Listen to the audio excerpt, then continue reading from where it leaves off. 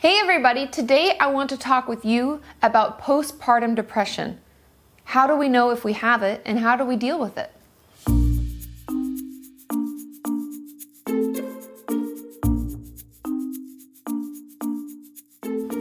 So like I said, today I want to talk with you about postpartum depression. Now, what is postpartum depression? This is when we experience a depressive episode or major depressive disorder after having a baby. Now, first I want to let you all know that there are over 3 million reported cases in the US alone for postpartum depression, in the US alone. So you are not the only one going through this. Having postpartum depression doesn't mean that you're a bad mother. It doesn't mean that you're flawed in some way. It doesn't make you a bad person. It's honestly one of the most natural experiences that can affect our mental health. Now, firstly, there is something that can occur, and I don't know the percentage because it varied a lot depending on what article I was reading or what thing I was looking up, but most women, we'll just say most because it's over, usually around 50% or more, experience the baby blues. Now, how are the baby blues different from postpartum depression? Well, the baby blues are usually short-lived. They happen right after having the baby, and within a couple of weeks, like 2 weeks or so, they go away, so they're transient. And so it'll be like we kind of have a downer and then we come out of it and we're okay. But if this depressive episode or this depression feeling lasts for more than 2 weeks, that's when we would say that it's postpartum depression. It's something that you should seek help with.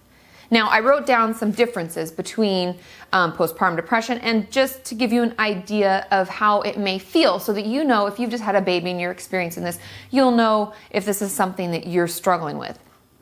Now, most people report fatigue, also severe mood swings. And a lot of these are characterized as having, severe fatigue where it's hard to get up, it's hard to shower, it's hard to take care of your baby. You'll have difficulty bonding with your baby, withdrawal from your family and friends, and even thoughts of even harming yourself or your new baby.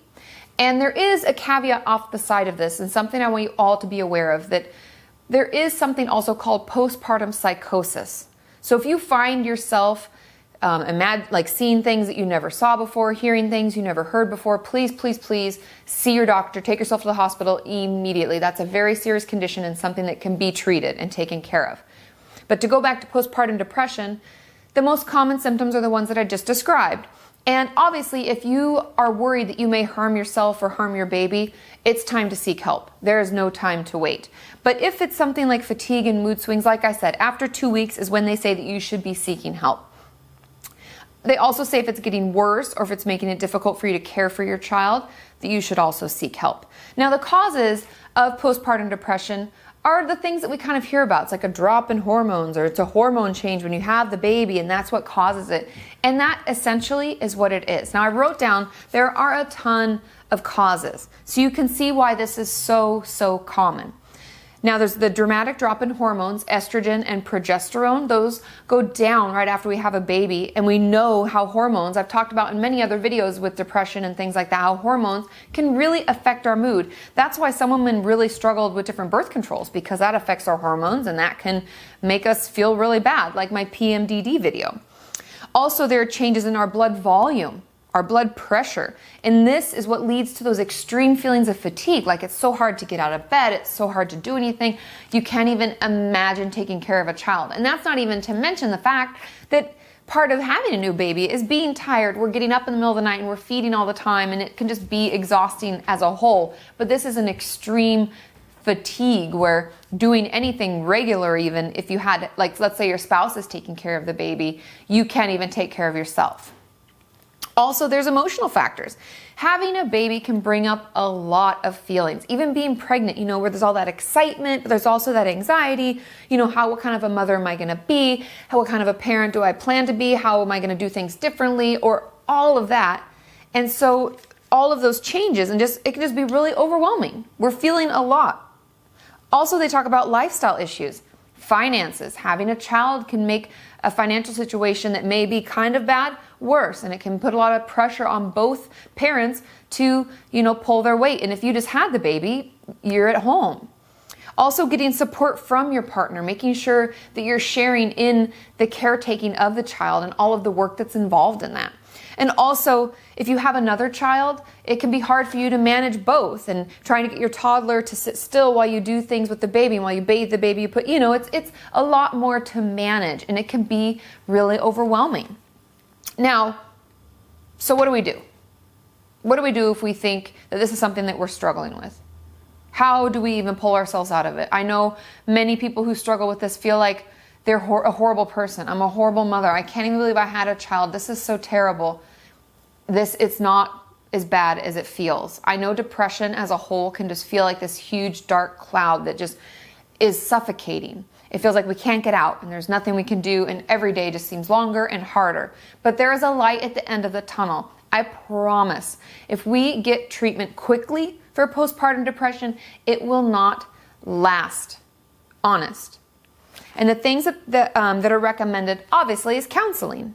Howdy ho, someone like me. You can come talk, you can process through all those things you're feeling, all of the experiences you're having with your child, maybe feelings of overwhelm or financial issues. You can have someone to talk about with it, and you can process through any of those feelings that you're having. Many people who've had depression in their past may be more susceptible to postpartum depression. Therefore, hopefully, you have a therapist or a psychiatrist that you've already been seeing. But if you haven't, now is the time to reach out and start talking about it. Another thing that they obviously recommend are antidepressants. Now, I know many of you out there are like, Kati, I want to take drugs. And if you are breastfeeding, I would encourage all of you to, or if you're even trying to get pregnant, if we're at the beginning and this hasn't even happened yet, if you are seeing a psychiatrist and they tell you, I'm thinking we're going to put you on this, always ask, how can this affect my baby? Is this something that I need to be concerned with? Do I need to switch to formula?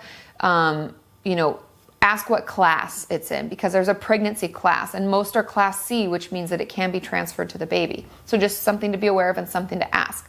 Now, the last thing that's recommended, and I got these treatment recommendations from the Mayo Clinic's research article on postpartum depression, and the last thing they recommend is hormone therapy. Now, this is because, like I said, estrogen and progesterone are going down, and we have a lot of different things that are going on in our body hormonally, and if we're given the right hormones, we can come back out of it and be okay. And so those are all things that I would encourage all of you to reach out to ask for. And like I said, those support groups, there are over 3 million cases in the US alone each year. Those groups are available. I know almost every hospital in LA that I've been worked with, yes, they all have groups for this. And talk to your doctor, your OBGYN, your lactation consultant. Anybody in that area will know of one in your area. Usually they're even free. It's something that the hospitals put on. So reach out, get the support, know that you are not alone. And this is something that you can overcome. The world is not coming to an end. You are not a horrible mother. You are just struggling with a severe drop in hormones and an extreme change in your lifestyle. But together, we will get through it. And as always, don't forget to subscribe to my channel. I put out videos and you don't want to miss them, and you never know what the topic's going to be because it's all over the board.